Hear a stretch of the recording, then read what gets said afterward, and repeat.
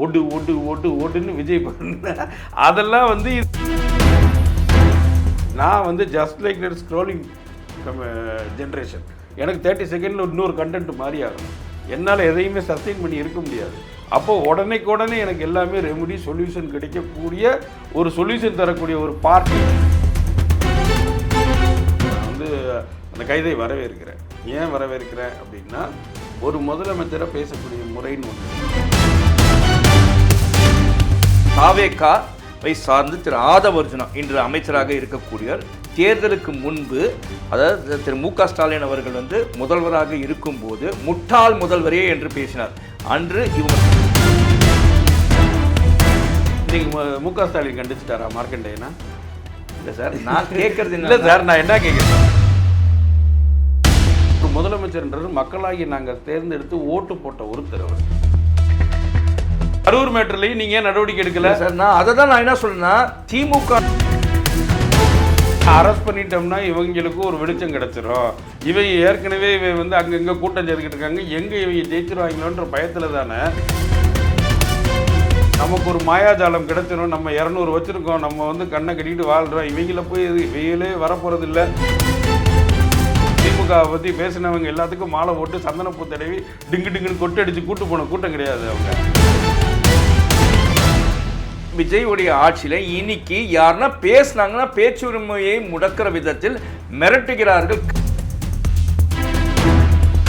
நடுநிலையாளர்கள், பத்திரிகையாளர்கள், சமூகத்தில் என்ன நடக்குதுன்னு பேசிக்கிட்டு இருந்த ஒரு ஜென்ரேஷனையே அழிச்சிங்க. எதை வச்சு அழிச்சிங்க?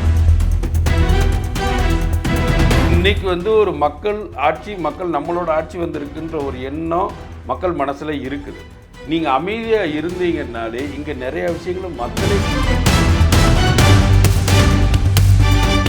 ஒரு இடத்துக்குள்ளேயும் தாவேகா எம்எல்ஏக்களோ தாவேகா கட்சிக்காரங்களோ அரசு அலுவலகங்களுக்குள்ளே போய் வந்து இது பண்ணும்போது உள்ளே போய் என்னென்ன இருக்குன்னு பார்க்க போகும்போது இது மக்கள் மத்தியில் ஏன் பெரிய கோபம் வராமல் இருக்கிறதுக்கு காரணம் என்ன?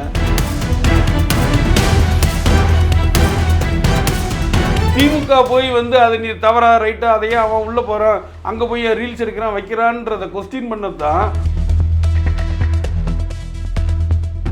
32 பல்லுக்கு இடையில் சிக்கின நாக்கு மாதிரி தான் இன்னைக்கு தாவேகா அரசு. எல்லா கட்சியுமே எதிர்கட்சி. ஒற்றன் செய்தி நேயர்களுக்கு வணக்கம். வணக்கம் பிரம்மா. வணக்கம். எப்படி இருக்கீங்க? நல்லா நலமாக இருக்கேன். நீண்ட நாள் கழிச்சு உங்களை சந்திக்கிறேன். முதல் முறையாக நம்ம சேனலுக்கு ஒரு இன்டர்வியூ கொடுக்குறீங்க. அதாவது ஒரு பத்திரிகையாளர், ஒரு மூத்த பத்திரிகையாளர், எப்படி வேணாலும் சொல்லலாம், ஊடகவியாளர்னு உங்களை சொல்லலாம். அது இல்லாமல் ஒரு கிரியேட்டர், அதான் யாருக்கும் தெரியாத விஷயம் என்னன்னா, நீங்கள் வந்து ஒரு திரைப்பட இயக்குனரும். ஆனால் இன்னைக்கு வந்து பார்த்தீங்கன்னா நீங்கள் அரசியலில் ரொம்ப தீவிரமாக ட்ராவல் பண்ணிட்டு இருக்கீங்க. இன்றைய தமிழக அரசியலை பற்றி சொல்லணுன்னா பல விஷயங்கள் இருக்குது. இதில் இன்னைக்கு நம்ம பேச போகிறது, முதலாவதாக பேச போகிறது விளாத்திக்குளம் திமுக எம்எல்ஏவான திரு மார்கண்டேயன் அவர்கள் வந்து கைது செய்யப்பட்டார். அதற்கு ஆதரவாக ஆளும் தாவேகாவை சார்ந்தவர்களும் தாவேகாவின் கூட்டணியினரும் அதற்கு ஆதரவாக சொல்கிறாங்க. ஆனால் திமுகவும் மற்ற எதிர்கட்சியினரும் வந்து அதை கண்டிக்கிறார்கள். அதை நீங்கள் எப்படி பார்க்குறீங்க?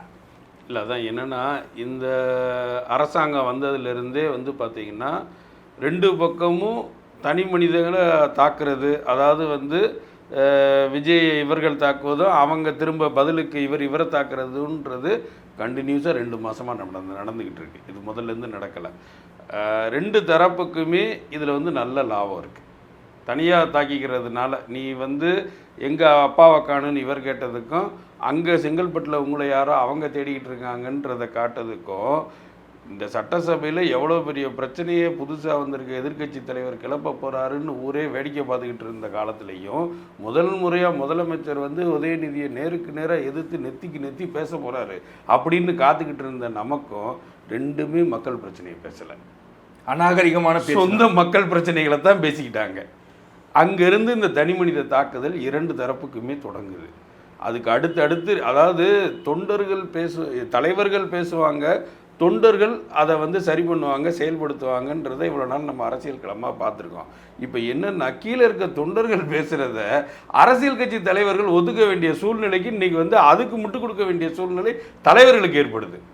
நீங்கள் ரெண்டு பக்கமே நீங்கள் திரும்ப திரும்ப தூத்துக்குடி பக்கத்தில் ஏன் வந்து இது போல் அது முதல்ல அனிதா ராதாகிருஷ்ணன் இந்த பஞ்சாயத்தை ஆரம்பித்தார், அதுக்கப்புறம் வந்து திரும்ப மார்க்கண்டேயன் ஆரம்பிக்கிறாருன்ற போதே அதுக்குள்ளே ஒரு விஜயை திட்டுறதுக்குள்ளே ஒரு சுயநலம் இருக்குங்க. கட்சிக்குள்ளே ஒரு சுயநலம் இருக்குது. யார் மாவட்ட செயலாளர் ஆகணுன்ற சுயநலம் இருக்குது, அடுத்த கேட்டகிரிக்கு யார் போகணுன்றதுல ஒரு சுயநலம் இருக்குது, ஆராசா பேசுறதுக்குள்ளேயும் ஒரு சுயநலம் இருக்குது இல்லையா? அந்த ஒரு ஆங்கிள்லையும் நீங்கள் பாருங்கள். அதாவது ஒரு 60 வருடம் 70 வருடம் ஆன கட்சி, சமூக நீதியை பேசின கட்சி, ராஜா பேசிய வார்த்தைகள்லாம் எப்படிப்பட்ட வார்த்தைகள் இல்லை, அது உண்மையே. அதாவது நீங்கள் ஒரு புதுசாக ஒரு அவங்க இன்னைக்கு வந்திருக்க தாவேக்காவுடைய பொலிட்டிக்கல் ஸ்லாங்கே எப்படி இருக்குன்னா, அது அடுத்த ஜென்ரேஷனுக்கு உண்டான ஸ்லாங்காக இருக்குது. அது நிறைய விஷயங்களை வந்து நார்மலைஸ் பண்ணிக்கிட்டே வருது பொலிட்டிக்கலில். இந்த வார்த்தையெல்லாம் நம்ம பயன்படுத்தவே கூடாது. கதறல்ன்ற வார்த்தையாக இருக்கட்டும், கொத்து புரோட்டாங்கிற வார்த்தையாக இருக்கட்டும், இதெல்லாம் வந்து ரெகுலராக இந்த சோஷியல் மீடியாவில் பயன்படுத்துகிற வார்த்தைகளை அவங்க பொலிட்டிக்கல் ஏரியாக்குள்ளே கொண்டு வர்றாங்க. ஏன்னா அவங்க ஃபாலோவர்ஸ் அந்த வார்த்தைகளை ரொம்ப சாதாரணமாக நினைக்கிறாங்க. அது ஒரு தலைமுறைக்கும் புதுசாக இருக்கிற தலைமுறைக்கும் இடையில் இருக்கக்கூடிய கேப். இந்த கேப்பை இவங்க ரெண்டு பேரும் எப்படி ஃபில் பண்ணி, இதை ஏற்றுக்க முடியாத சூழ்நிலை பழைய தலைமுறை அரசியல்வாதிகளுக்கு இருக்குது. பதிலுக்கு இவங்க பேசக்கூடிய வார்த்தைகளோ அதே மாதிரி ரெண்டு பக்கமே திரும்ப திரும்ப இது நாங்கள் இருந்து நார்மலாக பேசக்கூடிய வார்த்தைகள் இல்லையா, ஒடு ஒடு ஒடு ஒடுன்னு விஜய் பண்ண அதெல்லாம் வந்து இது எங்களை நார்மலைஸ்டு நாங்கள் வந்து ஒரு பொலிட்டிக்கல் எங்களுக்கு வந்து எங்களுடைய பொலிட்டிக்கல் வே ஆஃப் ஸ்பீச் வந்து இதுதான் அப்படின்னு அவங்க சொல்கிறாங்க. அதுக்கு ஆற்றக்கூடிய எதிர்வினைகள்ன்றது இவங்க இப்படி பேசலாம், நாங்கள் மட்டும் வந்து நாகரீகமாக பேசணுமா, அவங்க பேசுனா நாங்களும் இப்படி தான் பேசுவோன்னு திரும்ப 60 வருஷம் ஆன கட்சியும் திரும்ப பேசுது. இல்லை, இதில் ஒன்று பார்க்க வேண்டியது என்னவா இருக்குது அப்படின்னு பார்த்தீங்கன்னா வந்து இன்னைக்கு இருக்கிற ஜென்ரேஷன் வந்து நம்ம எவ்வளோ கேவலமான பேச்சு அப்படின்னு சொல்கிறோமோ, அந்த விஜயோ இல்லை அவர்கள் கட்சிக்காரர்களோ பேச வேண்டிய குத்து பரட்டாதுன்னா இதை தான் இன்னைக்கு இருக்கக்கூடிய ஜென்சி பசங்களும் விரும்பி இப்படி தான் ஓட்டம் வருது, மக்கள் அங்கே போட்டிருக்காங்க, அப்படி தான் அவர் வந்து வென்றிருக்கார் இந்த தேர்தலில் அப்படின்றாங்க. பட் இப்படி ஒரு சூழல் போயினே இருந்துச்சுன்னா நெக்ஸ்ட் ஜென்ரேஷன் டோட்டலாக ஸ்பாயில் ஆகிடுமே. அது திமுக அந்த தவறை செய்தாலும் இப்போ இருக்க திமுகவினரும் இப்போ அந்த மாதிரி தான் பேசுகிறாங்க, அது பெரிய தவறாக தான் நான் பார்க்குறேன். அது நீங்கள் எப்படி சொல்கிறீங்க? இல்லை, அது கரெக்டு தான். அதாவது என்னென்னா ஒரு கொள்கையின் அடிப்படையில் இந்த தேர்தலை சந்திக்கலை. இது வந்து நான் ஒரு ஆட்சி மோசமாக இருக்குது, திமுக தீய சக்தி அப்படிங்கிற ஒரே குறிக்கோளை வச்சு தான் வந்து விஜய் இந்த தேர்தலை சந்திக்கிறார். இதுக்கு நான் இந்த கொள்கைக்கு மாற்று அந்த கொள்கைக்கு மாற்று இதுன்னு எதையுமே சொல்லலை. கொள்கைன்னு சொல்லப்பட்டது எல்லாமே சும்மா அவர்களுக்காக ஒரு கட்சிக்குன்னு ஒரு கொள்கை இருக்கணுமேனு சொல்லப்பட்டது தானே தவிர அந்த 5 தலைவர்கள் தான் கொள்கைன்னு சொல்லி முடிச்சுட்டாங்க அதை. அப்போது இது வந்து தொடக்கமே எப்படி ஆரம்பிக்குதுன்னா நேரான 2 நபர்களுக்கு இடையிலான போட்டியாக தான் இந்த தொடக்கமே இருக்குது. அப்படிங்கும்போது இதோடைய பேச்சு முறை, அதாவது எம்ஜிஆர் என்ன சொன்னாருன்னா இந்த ஊழலை ஒழிக்கிறதுக்கு எனக்கு ஒரு வாய்ப்பு கொடுங்கன்னு கேட்டார். அப்போ அதே தான் திரும்ப வந்து விஜயும் கேட்குறாரு. அப்போ இதோடைய தொடக்கமே இப்படி தான் இருக்கும்போது இந்த ஜென்ரேஷனுக்கு கொள்கைன்ற ஒன்று வந்து தேவையில்லைன்னு நினைக்கிறாங்க அவங்க. ஏன்னா நீங்கள் சொன்ன கொள்கையிலே நீங்கள் நிற்கலை, நீங்கள் கொள்கையோடு இருக்கக்கூடிய கட்சி தானே, நீங்கள் எல்லா கொள்கையும் வச்சுருக்கக்கூடியது தானே, ரொம்ப உயர்வானது தான்ப்பா கொள்கை. சரி, அந்த கொள்கையை ஃபாலோ பண்ணீங்களா? அப்போ அவனுக்கு எப்படி புதுசாக வர்றவனுக்கு நம்பிக்கை வரும் கொள்கைன்ற ஒரு விஷயத்தின் மேலே? இன்னொன்று அதுக்குள்ளே கான்சன்ட்ரேஷன் பண்ணவும் அவனுக்கு டைம் இல்லை, அதை விரும்பவும் இல்லை. ஒரு விஷயத்தை படித்து தெரிஞ்சு அதில் ஒரு கொள்கை நிலைப்பாடு எடுத்து அதை வழியாக அரசியல் பண்ணுறோன்றது எனக்கு தேவையில்லைங்க. நான் வந்து just like that scrolling generation. எனக்கு 30 செகண்டில் இன்னொரு கண்டென்ட் மாதிரி ஆகணும். என்னால் எதையுமே சஸ்டெயின் பண்ணி இருக்க முடியாது. அப்போது உடனே எனக்கு எல்லாமே ரெமெடி சொல்யூஷன் கிடைக்கக்கூடிய ஒரு சொல்யூஷன் தரக்கூடிய ஒரு பார்ட்டி இருந்தால் போதும் எனக்கு. அதுக்கு வந்து அதுக்கு கொள்கை இருக்கணும், ஆள் இருக்கணும்னு அவசியம் இல்லை. அதுக்கு கொள்கையாக நான் விரும்புகிற ஒரு அரசியல் தலைவர், ஒரு சினிமா ப்ராப்ளம் என்னுடைய தலைவனாக இருந்துட்டு போட்டோம். நான் அவரோட எமோஷனலோட கனெக்டட்ஸில் இருக்கேன். ரைட். நீங்கள் அது போகிறதுக்கு முன்னாடி நான் கேட்ட முதல் கேள்விக்கான பதில் உங்ககிட்ட சரியாக வரணும். அந்த கைதை நீங்கள் எப்படி பார்க்குறீங்க? இல்லை, அந்த கைது வந்து செய்ய வேண்டியது தான். நான் வந்து அந்த கைதை வரவேற்கிறேன்.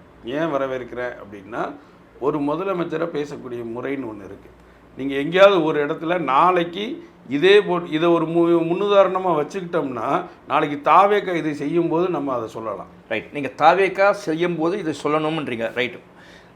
திரு மார்க்கண்டேயன் அவர்கள் தமிழக முதல்வர் திரு சி ஜோசப் விஜய் அவர்களை அவதூறாக பேசியது தவறு, அதனால் கைது செய்யலாம்.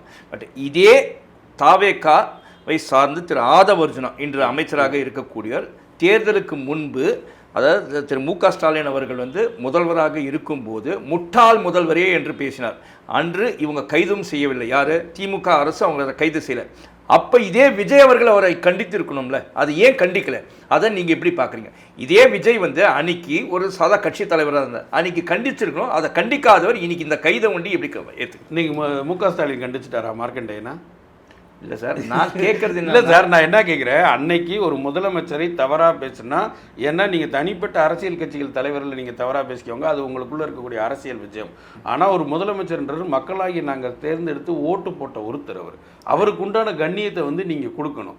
அந்த அன்னைக்கு வந்து மு க ஸ்டாலினை கண்ணிய குறைவாக பேசினது ஆதவர்ஜுனா 100க்கு 100 தவறு. அன்னைக்கே திமுக நடவடிக்கை எடுக்காமல் போச்சு. ஏன் எடுக்கல? அன்னைக்கு கரூர் மேட்டர்லையும் நீங்க ஏன் நடவடிக்கை எடுக்கல? சார், நான் அதை தான் நான் என்ன சொல்றேன்னா, திமுகவினர் அந்த தவறு செய்பவர்கள் தான். நீங்க தூய சக்தி என்று சொல்லவே இல்லை. ஏன்னா அரெஸ்ட் பண்ணிட்டோம்னா இவங்களுக்கு ஒரு வெளிச்சம் கிடைச்சிரும். இவங்க ஏற்கனவே வந்து அங்கங்க கூட்டம் சேர்த்துக்கிட்டு இருக்காங்க, எங்க இவங்க ஜெயிச்சிருவாங்களோன்ற பயத்துல தானே கரூர் இஷ்யூல இருந்து எந்த இஷ்யூலையுமே நீங்க நடவடிக்கை எடுக்க அமைதியா இருந்தீங்க. நமக்கு ஒரு மாயாஜாலம் கிடைச்சிடும், நம்ம 200 வச்சுருக்கோம், நம்ம வந்து கண்ணை கட்டிட்டு வாழ்கிறோம், இவங்கள போய் இவங்களே வரப்போகிறது இல்லை, தேவையில்லாமல் இவங்களை அரெஸ்ட் பண்ணி அது வேறு இவங்களுக்கே பப்ளிசிட்டி கொடுக்கணுன்ற மனநிலையில் தான் அன்றைக்கு திமுக இருந்தது. திமுக ஒன்றும் வந்து பேசாதவங்களை அரெஸ்ட் பண்ணாமல் இல்லை, எத்தனையோ பேருக்கு மேலே குண்டா சொல்லிருந்துருக்கு. இல்லை, அடுத்ததான் அந்த கேள்விக்கு தான் வரேன். என்னமோ அது ஒரு ஜனநாயக கட்சியெலாம் கிடையாது. நம்ம யாரையுமே வந்து திமுகவை பற்றி பேசினவங்க எல்லாத்துக்கும் மாலை போட்டு சந்தனப்பூ தடவி டிங்கு டிங்குன்னு கொட்டு அடித்து கூட்டு போன கூட்டம் கிடையாது. அவங்க உதயநிதி ஸ்டாலினை பற்றி பேசியதற்கும் குண்டாஸ் வாங்கின ஆட்கள் இருக்காங்க, ஸ்டாலினை பற்றி பேசியதற்கும் குண்டாஸ் வாங்கினது இருக்காங்க. சரி, இவங்க 2 பேரும் பேசினாதான் தனிப்பட்ட விஷயம்னு சொல்லி இந்த அரசு குறித்து விமர்சனம் பண்ணதுக்கு வீட்டுக்குள்ளே சாக்கடையை ஊற்றி குண்டாஸ் போட்ட கேஸும் இருக்குது. அதான் அந்த கேள்விக்கு தான் வரேன். அதாவது தமிழகத்தில் இப்போது பேச்சுரிமை எப்படி இருக்குது? ஏன்னா சென்ற திமுக ஆட்சியினப்போ பார்த்தீங்கன்னா வந்து பல கைது செய்யப்பட்ட அதை யூடியூபர் சவுக்கு சங்கராக இருக்கட்டும், இன்றைக்கி தாவேக்கால இருக்கக்கூடிய ஃபிலிக்ஸ் ஜெரால்டாக இருக்கட்டும், பாஜகவை சார்ந்த இப்போ அண்ணாமலையுடைய டீமில் இருக்கக்கூடிய அந்த கோபிநாத், இந்த மாதிரி பலர் திமுகவை விமர்சித்தவர்கள் அன்று கைது செய்யப்பட்டார்கள். அவர்கள் மீது வழக்கு தொடரப்பட்டது நிறைய. எல்லாமே அப்போ வந்து எல்லாருமே கண்டிச்சாங்க. அதாவது அன்று எதிர்க்கட்சி தலைவராக இருந்த எடப்பாடியார் வந்து அந்த கைதெல்லாம் கண்டிச்சார், விஜய் அவர்களும் கண்டிச்சார். ஆனால் அதே விஜயுடைய ஆட்சியில் இன்னைக்கு யாருன்னா பேசினாங்கன்னா பேச்சுரிமையை முடக்கிற விதத்தில் மிரட்டுகிறார்கள், கைது அப்படின்றத வச்சு மிரட்டுறாங்க. அதை நீங்கள் எப்படி பார்க்குறீங்க? நான் என்னன்னா, திமுக வந்து செய்தது சரின்னே சொல்லுவாங்க, செய்தது தவறு, நீங்கள் எல்லாம் கண்டிச்சிங்க, நீங்கள் தூய சக்தியாக இருக்கணும், உண்மையாக இருக்கணுமே, நீங்கள் அப்படி ஃபாலோ பண்ணுன்ற இல்லை. அதான் அரசியல் கட்சிகள் என்றைக்கும் வந்து அது போன்ற விமர்சனங்களை விரும்புறது இல்லைன்றது தான் இதுக்கு 2க்கும் நடுக்கில் இருக்கிற உண்மை. அது திமுக அரசாக இருந்தாலும் சரி, தாவேக அரசாக இருந்தாலும் சரி. ஆனால் என்னென்னா, இதை உருவாக்கி இதை ஒரு நார்மலைஸ் பண்ணது திமுக கடந்த காலங்களில். நீங்கள் வந்து ஒரு நடுநிலையாளர்கள், பத்திரிகையாளர்கள், சமூகத்தில் என்ன நடக்குதுன்னு பேசிக்கிட்டு இருந்த ஒரு ஜென்ரேஷனையே அழிச்சிங்க. எதை வச்சு அழிச்சிங்க? அவங்களுக்கு உண்டான வாழ்வாதாரத்தை எதையுமே, அதாவது அரசை விமர்சித்து பேசவே கூடாதுன்ற ஒரு பதட்டத்தை எல்லார் மனசுலையும் ஏற்படுத்தினீங்களா இல்லையா? உண்மை. அதுதானே இன்னைக்கு உங்களுடைய தோல்விக்கு காரணம். அதை வந்து சஸ்டெயின் பண்ணி கொண்டு போகிற சூழ்நிலைக்கு இன்னைக்கு திரும்ப வந்து, அப்போ அதோட ஒப்பிடும்போது இது பரவாயில்லன்ற சூழ்நிலையை திரும்ப திரும்ப ஏற்படுத்தினது எதனால்? இது இன்னைக்கு வந்து ஒரு மக்கள் ஆட்சி, நம்மளோட ஆட்சி வந்திருக்குன்ற ஒரு எண்ணம் மக்கள் மனசில் இருக்குது. நீங்கள் அமைதியாக இருந்தீங்கன்னாலே இங்கே நிறையா விஷயங்களும் மக்களே கேள்வி கேட்க ஆரம்பிச்சிருவாங்க. தொடர்ந்து வந்து ஏன் வந்து ஒவ்வொரு இடத்துக்குள்ளேயும் தாவேகா எம்எல்ஏக்களோ தாவேகா கட்சிக்காரங்களோ அரசு அலுவலகங்களுக்குள்ளே போய் வந்து இது பண்ணும்போது உள்ளே போய் என்னென்ன இருக்குன்னு பார்க்க போகும்போது இது மக்கள் மத்தியில் ஏன் பெரிய கோபம் வராமல் இருக்கிறதுக்கு காரணம் என்னென்னா, ஏதாவது ஒன்று நமக்கு இந்த அரசாங்கத்தை சிறப்பாக செயல்படுத்துறதுக்கு உண்டான வழிமுறைகளில் யாராவது வரமாட்டாங்களா? அப்போ எவ்வளவோ கிறுக்குத்தனமான வேலைகளை உள்ளே போய் பண்ணாலும் அரசாங்க அலுவலகத்துக்குள்ளே எம்எல்ஏக்கள் போய் வந்து விசிட் பண்ணுறதை மக்கள் விரும்புகிறாங்க. பட் ஆனால் அது மிஸ்யூஸ் ஆஃப் பவரும் ஆகுது. ஆனால் அதையும் மீறி நீங்கள் வந்து அதை திரும்ப திரும்ப திமுக போய் வந்து அதை நீ தவறா ரைட்டா, அதையே அவன் உள்ளே போகிறான், அங்கே போய் ரீல்ஸ் எடுக்கிறான் வைக்கிறான்றதை கொஸ்டின் பண்ணது தான் கோபம் அவங்க பக்கம் திரும்புது. நீ இவ்வளோ வருஷம் போனியா, நீ இதுக்குள்ளே போனியா, அதுக்குள்ளே போனியா? நான் எம்எல்ஏன்னு ஒருத்தரை பார்த்துருக்கேன், எம்எல்ஏ என்னைக்காவது இதுக்குள்ளே போய் இந்த மாதிரி விசிட் பண்ணியிருக்காரா? லாரி டயரில் ஏன் பட்டன் இல்லைன்னு கேட்குறான், கேவலமான விஷயம்தான். ஆனால் நீ என்னைக்காவது போய் உள்ளே போய் பார்த்துருக்கியா? சில வகையில் பார்த்தீங்கன்னா சில அமைச்சர்களும் எம்எல்ஏக்களும் ஆய்வு செய்கிறது வந்து நாகரிகமான முறையில் தேவையானதை, இப்போ உதாரணத்துக்கு சொல்லணும்னா ஹெச்ஆர்என்சி மினிஸ்டர் இருக்கார் இல்லைங்க ரமேஷ், அவருடைய ஆய்வுலாம் வந்து நாகரிகமான ஆய்வு ஏற்புடையதாகவே இருக்குது, அது மக்கள் வரவேற்கிறாங்க. பட் அந்த ஒருத்தர் அந்த எம்எல்ஏ வந்து பண்ணார் பாருங்க, அந்த டயர் செக் பண்ண இதெல்லாம் வந்து தான் வந்து அந்த கவர்மெண்ட்டே வந்து ஒரு இழிவுபடுத்துகிற மாதிரி ஆயிடுது. இதெல்லாம் கொஞ்சம் கண்டிக்கலாமே. இல்லை அதான் அது வந்து இது எல்லாமே புதுசு, யாருக்குமே இந்த அரசாங்கம் இது எதுவுமே இதோடைய வழிமுறைகள் தெரியாத ஒரு புதிய தலைமுறை வந்து முதல் முறையாக அந்த அரசாங்க செக்டாருக்குள்ளே வந்திருக்கு. இது இனிமேல் வாழ்க்கையில் ஒன்று ஒன்றா தப்பையும் தவறையும் செஞ்சு அந்த தவறுக்கு வரக்கூடிய விமர்சனங்களை ஏற்று தன்னை திருத்தி கொண்டு தான் இதை நடைமுறைப்படுத்த முடியும். இது வந்து எடுத்த உடனே வந்து 50 வருஷம் 60 வருஷம் பார்ட்டிலே நம்ம அதை எதிர்பார்க்க முடியலை. புதுசாக வந்திருக்க இவங்க இதை செய்ய வாய்ப்பில்லை. இது நம்ம ஒரு 6 மாதம் கிரேஸ் பீரியடுன்றது தமிழக மக்களால் கொடுக்கப்பட்டுருச்சு. இந்த 6 மாதத்துக்குள்ளே தெரியும் உங்களுக்கு. நீங்கள் வந்து பழைய கட்சிகளுக்கு பழைய அரசுகளுக்கு இருந்த காலக்கெடு வந்து உங்களுக்கு கிடைக்கப்படுறதில்லை. இந்த 40 நாளுக்குள்ளேயே நீங்கள் வந்து எவ்வளோ விஷயங்களை சந்திச்சிட்டாங்கன்னு தெரியுது. ஏன்னா 32 பல்லுக்கடையில் சிக்கின நாக்கு மாதிரி தான் இன்றைக்கி தாவேக அரசு. எல்லா கட்சியுமே எதிர்கட்சி, திமுக மட்டும் இல்லை, அதிமுக மட்டும் இல்லை, கூட்டணியில் இருக்கக்கூடிய கட்சிகளே எதிர்கட்சிகளாக தான் விமர்சனம் வச்சுக்கிட்டு இருக்கு. அப்போ நீ எடுத்து வைக்கக்கூடிய ஒவ்வொரு அடியையும் அவங்க விமர்சனம் பண்ணிக்கிட்டே இருக்காங்க. அந்த விமர்சனத்துலேருந்து தான் நீங்கள் அரசியலை கற்றுக்குறீங்க இல்லையா? அப்போ அவங்க வந்து லேட்டாக தவறு பண்ணணும்னு ஒரு முடிவு எடுத்தால் கூட நீங்கள்லாம் மொத்தமாக சேர்ந்து பதட்டமாக்கி அவங்கள தவறு பண்ண விடாமல் சரி பண்ணிக்கிட்டே வர்றீங்க. அப்போ அரசியலை கற்றுக்கிட்டு இருக்காங்க, ஒரு புதிய தலைமுறை அரசியலை நீ கற்றுக்கிட்டு இருக்காங்க. அவன் செய்யக்கூடிய சில தவறுகளை கண்டிப்பாக கண்டிக்கணும். அதற்குண்டான விஷயங்களையும் பொதுவெளியிலையும் மக்கள் மத்தியில் ஏற்படக்கூடிய பாதிப்புகள் என்னன்றதையும் அவங்களும் உணரத்தான் போகிறாங்க. ஏன்னா இந்த மாற்றத்தை வேணும்னு மக்கள் நினச்சி தான் ஓட்டு போட்டிருக்காங்க. நீங்கள் அதுக்கு எதிராக போகும்போது ஆட்டோமேட்டிக்காக அதுக்குண்டான தண்டனையை மற்ற அரசியல் கட்சிகளை விட நீங்கள் அதிகமாக அனுபவிக்க வேண்டியிருக்கும் தாவேகா. ஏன்னா இவங்க இவ்வளோ பணம் கொடுத்து தூக்குச்சட்டி கொடுத்து மூக்குத்தி கொடுத்து வளையல் கொடுத்து கம்மல் கொடுத்து ஓட்டு போடாமல் உனக்கு ஓட்டு போட்டிருக்கான். சாதி பார்க்காம மதம் பார்க்காம மொழி பார்க்காம இனம் பார்க்காம உனக்கு ஓட்டு போட்டிருக்கான். இவ்வளவையும் கடந்து தூக்கி போட்டுட்டு ஒரு பெரிய மாற்றத்துக்காக ஓட்டு போட்ட உங்களுக்கு ஒரு கிரேஸ் பீரியடும் கொடுக்குறான், ஒரு 6 மாதம். அதையும் மீறி இந்த ஆட்சி நடந்தது என்றால் எப்படி வந்து திமுக 50 ஆண்டுகள் 60 ஆண்டுகள் இருந்தும் நான் கல்வி கொடுத்தேன், உனக்கு சோறு கொடுத்தேன், நீ சாப்பிட்ற சோத்தில் ஏன் உப்பு தான் இருக்குது, அதனால தான் உனக்கு வந்து சுகர் இருக்குது ப்ரெஷர் இருக்குதுன்னு எப்படி எல்லாத்தையும் சொன்னாங்களோ இதே நிலைமை நாளைக்கு தாவேகாவுக்கு வந்துடும். அப்போ மக்களை விட்டு அந்நியப்பட்டீங்கன்னா உங்களுக்கு அதுவும் நடக்கத்தான் போகுது. அது வரைக்கும் அந்த தாவேகான்ற ஒரு புது இயக்கம் அரசியல் பயில்றதுக்கு உண்டான காலத்தை கொடுக்கணும். அது திமுக போன்ற அதாவது 50-60 வருட அனுபவம் உள்ள கட்சி புதிய கட்சியை கையெழுத்துக்கு, அதாவது காமராஜர் சொல்லுவாங்க, அதாவது வந்து அவ்வளவு பெரிய இந்தியாவுக்கு சுதந்திரம் வாங்கி கொடுத்த கட்சி, இந்தியா முழுக்க திரும்ப வந்து காங்கிரஸே இருக்கட்டும்னு எல்லா இடத்துலையும் காங்கிரஸ் ஜெயிச்சுக்கிட்டு இருந்த நேரத்தில் தமிழ்நாட்டில் மட்டும் காங்கிரஸை தோக்கடிச்சாங்க.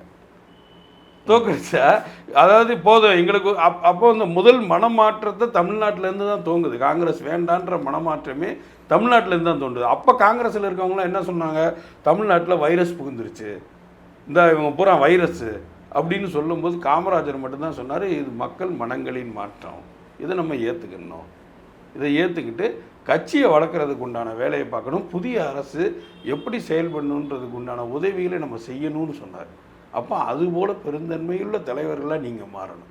ஒரு மனமாற்றம் உள்ள ஒரு புதிய ஜென்ரேஷன் உருவாயிருக்கு, உங்களை ஏற்றுக்கக்கூடிய ஒரு ஓல்டு ஜென்ரேஷன் இருக்குது. அப்போ 2 பேரும் இணைந்து தமிழகத்துக்கு தேவையான விஷயங்களை செய்யணுமே ஒழிய 6 மாதத்தில் ஆட்சிக்கு வந்துடும், 6 மாதத்தில் ஆட்சியை கவுத்திடுவேன் இப்படியே பேசிக்கிட்டே இருந்தால் என்ன நடக்கும்? ஏற்புடையதல்லது, அது ஏற்படுவதே கிடையாது. நீங்கள் ஒரு மக்கள் மன்றத்தில் இன்றைக்கி உங்கள் மேலே இருக்கக்கூடிய வெறுப்பை திரும்ப மக்களுக்கு சேவை செஞ்சு தான் நீங்கள் அதை வந்து துடைக்கணுமே, அந்த வெறுப்பையும் கோபத்தையும் குறைக்கணுமே தவிர திரும்ப நீங்களும் ஒரு வெறுப்பை தூக்கி கொட்டுறதுனால என்னென்னா மேற்கொண்டு வெறுப்பு உங்கள் மேலே தான் வரும். நேர்காணலின் இறுதியான ஒரு முக்கியமான கேள்வி என்ன அப்படின்னு பார்த்தீங்கன்னா வந்து, சென்ற வாரம் வந்து சில தினங்களுக்கு முன்பு இங்கே சென்னையில் இருக்கக்கூடிய மாநில கல்லூரி பிரசிடென்சி காலேஜில் வந்து ஹாஸ்டலில் வந்து எங்களுக்கு சரியில்லை, உணவு சரியில்லை அப்படின்னு சொல்லிட்டு பசங்க வந்து அங்கே இருக்கக்கூடிய மாணவர்கள், அங்கே தங்கி படிக்கக்கூடிய மாணவர்கள்லாம் வந்து ஆர்ப்பாட்டம் பண்ணாங்க.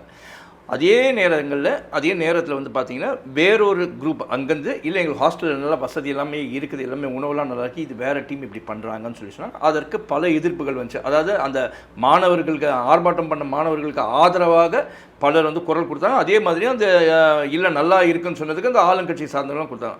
பட் இதை பற்றி எல்லாமே வந்துச்சு, விமர்சனம் வந்துச்சு. 2 தினங்கள் கழித்து பார்த்தீங்கன்னா வந்து ஆதி திராவிடர் அதாவது சமூக நலத்தில் அந்த ஹாஸ்டலில் வந்து முதல்வர் திரு சி ஜோசப் விஜய் அவர்களே போயிருக்காரு. போயிட்டு அங்கே வந்து இன்ஸ்பெக்ஷன் போயிருக்காரு. உடனே அங்கே ஒரு மாணவர்கள் இருந்திருக்காங்க. அந்த ஒரு மாணவன் வந்து பல குறைகளை வந்து அங்கே சொன்னாப்ல, இருக்குது சார், பூச்சி இருக்குது சார், அது இருக்குது சார், அதெல்லாம் சொன்னாங்க. பட் முதல்வர் அங்கே போயிட்டு வந்தார். போயிட்டு வந்ததுக்கப்புறம் இதுவரை எந்த ஒரு செய்தியும் பெருசாக நடவடிக்கை எடுத்த மாதிரி தெரியல. அதை நீங்கள் எப்படி பார்க்குறீங்க? ஏன் இவ்வளோ நாள் அமைதியாக இருக்கார்? போயிட்டு வந்து எனக்கு தெரிஞ்சு ஒரு 4 நாளுக்கு மேலே ஆயிடுச்சு. இது வரைக்கும் எதனா நடவடிக்கை எடுத்தாங்களா? உங்களுக்கு எதனா தெரிஞ்சிருக்கா நடவடிக்கை? இல்லை, எனக்கு தெரியல. என்னென்னா அவர் தொடர்ந்து வாரம் ஒரு இன்ஸ்பெக்ஷன்னு போகிறாரு. அதுக்கு முன்னாடி குழந்தைகள் நல மருத்துவமனைக்கு போனார். அப்படி வந்து தொடர்ந்து ஒவ்வொரு வாரமும் ஒரு இடத்துக்கு வந்து ஆய்வு பண்ண வந்து போகிறாரு. அங்கே சில விஷயங்கள் பண்ணதாக அந்த குழந்தைகள் நல மருத்துவமனையில் ஒரு வீடியோ அடிப்படையில் குழந்தைய பார்க்குறதுக்கு 500 கேட்குறாங்க, 1000 கேட்குறாங்க அப்படிங்கிற இஷ்யூ பெருசானதுனால முதல்வர் அங்கே போனதாக சொல்லப்படுது. இந்த எம்சி ராஜா வந்து விடுதியும் வந்து கடந்த சில நாட்களாகவே தொடர்ந்து வந்து இப்போ வன்னியரசு அதுக்கு முன்னாடி போயிட்டு வந்த போது இருக்கும் சரி, அதுக்கு முன்பு இருக்கக்கூடிய மாணவர்கள் பஞ்சாயத்துலேயும் சரி, எல்லாருமே வந்து தொடர்ந்து பிரச்சனையாக இருந்ததுனால முதலமைச்சர் அங்கே போயிருக்காரு. இது மேலே என்ன நடவடிக்கை வந்தது, இது சரியாயிருச்சா இல்லையான்றது இன்னும் நமக்கும் தெரியல, எந்த தகவலும் இல்லை. ஏன்னா ஒரு முதலமைச்சர் நாளே போயிட்டு வர்றாருன்னா அந்த கணத்திலிருந்தே அந்த இடம் மாறி இருக்கணுமா இல்லையா? ஏன்னா இதுவும் ஒரு ரீல்ஸ் ஆட்டமே ஆயிடுச்சு. அதெல்லாம் பப்ளிசிட்டி அன்னைக்கு ஆச்சு. அதுக்கப்புறம் என்ன நடந்துச்சுன்னு தெரியல. அதை போயிட்டு வந்துட்டாரு. போயிட்டு வந்ததுக்கப்புறம் அதுக்கு அடுத்து இருக்கக்கூடிய நிலவரம் என்ன, அதை வந்து அது எல்லாமே சரியாயிருச்சான்றதும் ஊடகம் பதிவு பண்ணலை. அவங்களும் எதுவும் பதிவு பண்ணல, ரீல் எடுத்து போடல. இல்லைன்னா வந்து அந்த மருத்துவமனைக்கு வந்தாங்க, என் பிள்ளைய பார்த்தாங்கன்னா ஒரு அம்மா ரீல்ஸ் போட்டுச்சு மறுநாள் இல்லையா? அதெல்லாம் வந்தது. இவர் இன்ஸ்பெக்ஷன் பண்ண மற்ற விஷயங்கள்ல கூட அந்த ரீல்ஸ் வந்துச்சு. அந்த குறைகள்லாம் நிவர்த்தி ஆச்சான்றதுதான் தெரியும். அது தெரியல. அது என்னன்னா இந்த அரசுல நிறைய விஷயங்கள் நீங்கள் வந்து கிட்டத்தட்ட ரொம்ப எப்படி நம்ம கடந்து போகிறோம்னா, நமக்கு தேவையில்லாத விஷயங்கள் நம்மளுடைய மூளையிலையும் நம்மளுடைய கவனத்திலையும் இருக்குது. தேவைப்படுற விஷயங்களை ரொம்ப ஈஸியாக கடந்து போகிற மாதிரி இருக்குது. நிறைய தகவல் கிட்டத்தட்ட மின்வெட்டு பிரச்சனையிலிருந்து ஆரம்பித்து, இந்த கரண்ட்டு பில்லு பிரச்சனையிலிருந்து ஆரம்பித்து, ஏகப்பட்ட விவசாயிகள் பிரச்சனை, இந்த மேகதாது பிரச்சனை, அப்புறம் வந்து அந்த பரந்தூர் விமான நிலையம், இப்படி ஏகப்பட்ட விஷயங்கள் என்னென்னா எதுவுமே விவாதத்துக்கு வராமல் அதுக்கு பேரலாக சின்ன சின்ன விஷயங்கள் விவாதத்தில் பெருசாகி வந்திருக்கு. யார் கூட கேக் வெட்டினார், எங்கே போனார், அப்புறம் வந்து இந்த அவர் இவரை உடைச்சிட்டேன்னு சொல்லிட்டாரு, அவர் இவர் முதுகோட, இப்படி தேவையில்லாத விஷயங்களை ரொம்ப அதிகமாக விவாதம் பண்ணுறோம். தேவைப்படுற விஷயங்களில் இருக்கக்கூடிய உண்மைத்தன்மை என்னன்றது கூட நமக்கு தெரியலை. உண்மை ஐயா, இது வந்து திட்டமிட்டு உருவாக்க, இது போன இதில் வந்து போன கவர்மெண்ட்டில் இதே தான் நடந்தது. கரெக்டாக வந்து ஒரு பெரிய இஷ்யூ வரும்போது அதுக்கு பேரலான ஈக்குவலான இன்னொரு சின்ன இஷ்யூவை க்ரியேட் பண்ணி அதை பூமாக்கி அதில் மொத்த பேரும் கவனத்தை செலுத்தி அதுதான் பெரிய விஷயம்னு எல்லாருமே பேசி முடிச்சிருவோம். கடைசி நம்ம ஆரம்பித்த விஷயம் என்ன ஆகுன்னு பார்த்தா அது எதுவுமே உண்மையே தெரியாது. அதில் உண்மையிலே எதுவும் நடந்துச்சா நடக்கலையா, நம்ம இந்த விஷயத்துக்கு நம்ம போனோம்ல, முதல்ல இதைத்தானே கிளிக் பண்ணி லைக் பண்ணோம். ஆனால் இன்னொரு விஷயத்தில் கமெண்ட் போட்டுக்கிட்டு இருக்கோமே, இது என்ன ஆச்சுன்னு கேட்டால் இதில் எதுவுமே தெரியாது. கடைசி உண்மை இந்த இதுக்கு தான் ஃபேக்ட் செக்குன்னு கவர்மெண்ட்லேருந்து வச்சாங்கன்னு சொல்கிறாங்க. இப்போ திரும்ப நீங்கள் சொல்கிற விஷயத்தில் எனக்கு உண்மையிலே நான் இப்போ திரும்ப யோசிக்கிறேன், ஆமாம் அது சரியாகலையானோ, என்ன ஆச்சு என்ன எதுன்னு தெரியல. அதுதான் ஒரே ஒரு இது முக்கியமாக பார்க்க வேண்டியதாக இருக்குது. ஏன்னா வந்து அவருடைய இனிஷியேட்டிவ் நான் உண்மையிலே பாராட்டேன். டக்குன்னு அந்த கவர்மெண்ட் ஹாஸ்பிட்டலில் போனார், போய் பார்த்தார். பட் அங்கே சொன்ன கம்ப்ளைண்ட்டு நிவர்த்தி ஆச்சான்னு இது வரைக்கும் சரியா தெரியல. ஒரு அம்மா தான் இங்கே வந்து பார்த்துட்டு போனாங்க. நான் அதே மாதிரி இந்த ஹாஸ்டலுக்குள்ளே போயிட்டு வந்து உண்மையிலே பாராட்டுறதுக்கு ஒரு விஷயம், அதை வந்து நானும் பாராட்டி தான் பேசுகிறேன். ஆனால் இன்னைக்கு நிலைமைக்கு அங்கே அந்த இது சொல்யூஷன் வந்துச்சா? அதுதான் அதே நிறைய இருந்தது. இப்போ நெல் கொள்முதல் நிலையங்களில் காசு வாங்கலைன்னு சொன்னாங்க, ஆனால் அங்கே காசு வாங்கப்பட்டிருக்கு. இன்னும் நெல் வெளியே தான் இருக்குது. அதே மாதிரி டாஸ்மார்க்கில் இன்னும் பணம் வாங்கப்பட்டுக்கிட்டு தான் இருக்குது. ஆனால் இது எல்லாத்தையுமே ஊழல்ன்ற ஒரு விஷயத்தை ஒழிச்சா சொல்றாங்க. ஆனால் அங்கே காசு வாங்கினா இங்கே காசு வாங்கினான்னு இன்னைக்கு கூட 2 விவசாயிகள் வந்து ஏன்டா நெல் மூட்டைக்கு 50 ரூபா வாங்கினாங்க, 60 ரூபா வாங்குறாங்க. அந்த ஆடியோன்னு வந்து அப்போ எது உண்மை? அதாவது நீங்கள் விளம்பரப்படுத்தக்கூடிய ஒரு விஷயம் ஈஸியாக எங்கிட்ட கன்வே ஆகி அப்பா நம்ம நினச்ச மாற்றம் நமக்கு வந்து சேர்ந்துருச்சுப்பான்னு ஒரு திருப்தி அடையக்கூடிய அதே பேரலான பீரியடில் அந்த பிரச்சனை தீர்க்கப்படாமலும் இருக்குன்னு தெரியுது. அதான் இந்த நேரத்தில் தான் வந்து இந்த மாதிரி இருக்கிற சூழலில் திரு விஜய், முதல்வர் திரு சி ஜோசப் விஜய் அவர்கள் சற்று உஷாராக இருந்து இதையெல்லாம் சீர் செய்தார்னா இவர் சஸ்டெயின் பண்ண முடியும். இல்லைன்னா திமுகவுக்கு நடந்த அதே தான் அதிமுகவுக்கு என்ன நடந்துச்சு, திமுகவுக்கு என்ன நடந்துச்சோ அதை விட அதிகமான பாதிப்பாக இருக்கும். ஏன்னா அது ரெண்டுமே பல ஆண்டு காலமாக இருக்கக்கூடிய கட்சி. இது புது கட்சி ஓரம் கட்டிடுவாங்க. அதனால் சற்று கவனமாக இருக்கணும் அப்படின்றது தான் என்னோட இல்லை. அதான் 100% அது உண்மை. என்னென்னா மற்றதெல்லாம் அரசியல் கட்சிகளோட அரசு, இது வந்து மக்கள் அரசுன்னு மக்கள் நினைக்கிறாங்க. நம்ம உருவாக்குன ஒரு கவர்மெண்ட் இது,